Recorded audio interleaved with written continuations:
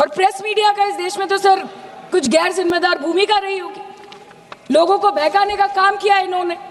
खबर ऐसे बनाते थे कि आज कलकत्ता में मैं सोने जाऊंगी और कल कराची में नींद खुलेगी मेरी, कि आज लखनऊ में मैं डिनर करूंगी और कल लाहौर में ब्रेकफास्ट। ऐसा नहीं चल सकता सर।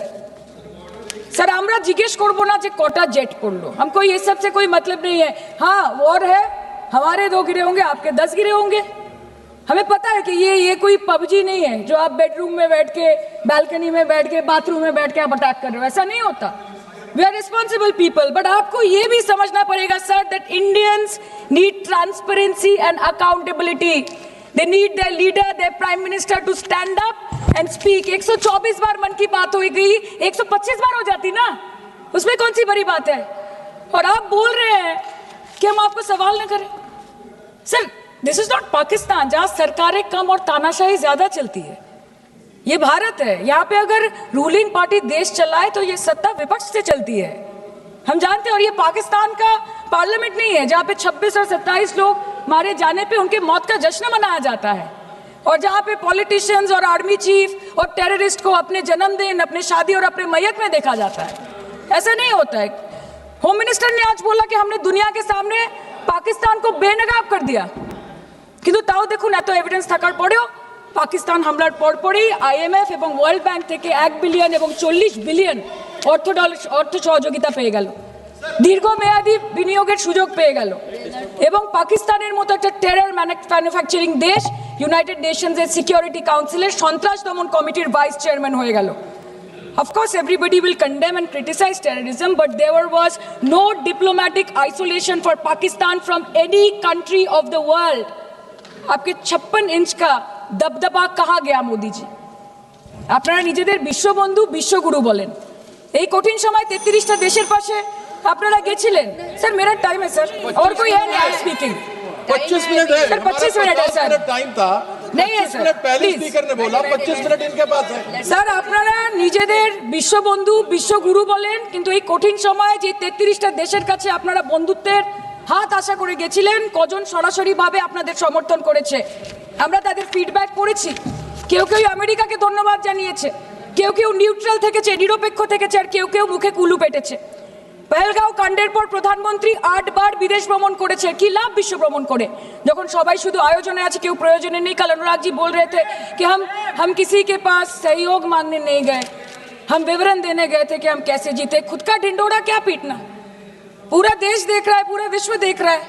पराक्रमी बने, विजयी बनेंगे लोग बोलेंगे ना, आपको जाने की क्या जरूरत है इतने सारे जगह। मैं आज इस देश को, इस महत्वपूर्ण सदन से बताना चाहता हूं कि दिस 0.5 फ्रंट जो है वो कांग्रेस पार्टी और इसके इकोसिस्टम है जो भारत के अंदर से भारत को खोखला करने के लिए काम कर रहे हैं। और मैं बहुत जिम्मेदारी के साथ यह बात कह रहा हूं मैडम, और मैं तथ्य के साथ इसको प्रूव करूंगा। मैडम आज कांग्रेस पार्टी ने टेररिज्म के बार इतना बड़े बड़े बात कह रहे, बड़े बड़े बात, but what has been the consistent policy of Congress party towards terrorism? Madam एक ही उदाहरण देना चाहता हूं। 2004 में जब इनकी सरकार सत्ता में आई, what was the first step that they do? It was to repeal the POTA act.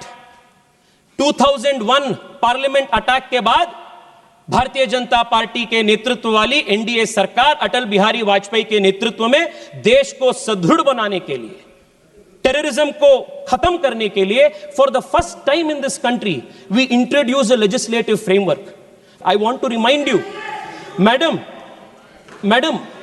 When Rajiv Gandhi, हाँ मैडम, व्हेन राजीव गांधी का ट्रायल चल रहा था, राजीव गांधी जी का ट्रायल चल रहा था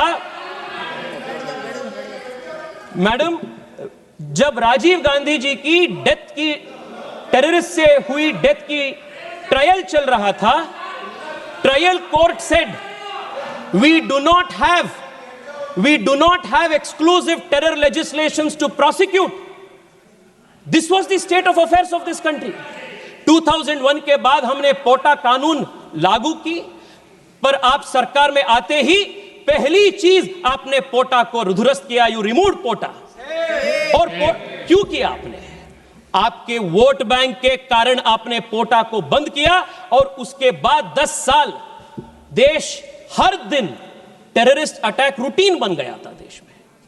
मैडम, मैं आपको एक लिस्ट बताना चाहता हूं। अब देखिए, पोटा को खत्म करने के वजह से इस देश पे किस प्रकार की नुकसान है। जुलाई 2005 अयोध्या में राम जन्मभूमि में टेररिस्ट अटैक हुई, आपने क्या की? निंदा की। 2005 जुलाई 28 जौनपुर श्रमजीवी एक्सप्रेस पे बॉम्बिंग हुई, 15 लोग से अधिक लोगों का मृत्यु हुई, आपने क्या की? निंदा की। अक्टूबर 29 दिल्ली, दिसंबर 2005 बेंगलुरु IISc, फरवरी 2006 गुजरात अहमदाबाद स्टेशन में बॉम्बिंग, 2006 मार्च वाराणसी कंटोनमेंट स्टेशन, जुलाई 11 2006 मुंबई महाराष्ट्र ट्रेन बॉम्बिंग, 300 से अधिक लोग की मृत्यु हुई।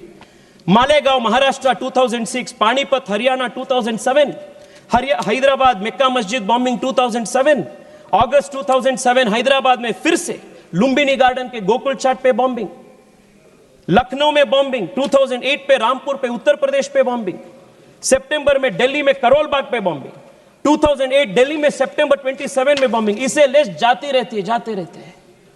In just 10 years of the UPA government between 2004 and 2014, more than 8,000 civilians were killed because of terrorist attacks in this country. 8,000 terrorist attacks, civilians were killed. आपने NIA को week किया, आपने जो कानून था वो कानून को ध्वस्त किया, और सुनिए मैं बताता हूं आपको हमने कैसे NIA को मजबूत किया। Madam, it was this deliberate ploy of weakening this country from within by deliberately weakening the institutions of this country that led to 8,000 innocent civilians killed because of terrorist attacks. And this was also the position in Kashmir. Every Friday there were toll painters. Every Friday there was a plan for the next calendar of terrorist attacks. It was only after Amit Shah ji introduced the Constitution Amendment Bill to remove Article 370 that has seen a great decline of terrorist attacks in Jammu Kashmir. It happened in our government, अपने सरकार की नेतृत्व। Madam, 2004 में when Congress repealed POTA, what were governments of the world doing? 2001 में 9/11 की attacks हुई थी। 9/11 के अटैक के बाद विश्व में हर देश अपनी लेजिस्लेटिव फ्रेमवर्क को टेररिज्म के खिलाफ उनके फाइट को और ताकत दे रहे थे। But here we had a government in India unfortunately that deliberately as state policy chose to weaken the fight against terrorism. 2004 में there is only one political party in the whole world which chose deliberately and very thoughtfully to repeal an anti-terror legislation, and the disfamy of that happens to the Congress party. This, the history of the country will remember it.